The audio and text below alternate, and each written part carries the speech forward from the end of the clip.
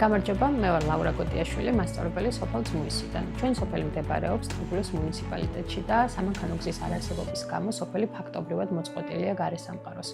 სოფელში არ არის ინტერნეტის ქსელი და ასევე ინფრასტრუქტურაც საკმაოდ გაუმართავია. მოსახლეობის დიდი ნაწილი სოციალურად დაუცველია და აქ მცხოვრები ბავშვების ერთადერთ გასართობს წარმოადგენს მოძველებული წიგნები და ანიმაციური ფილმები.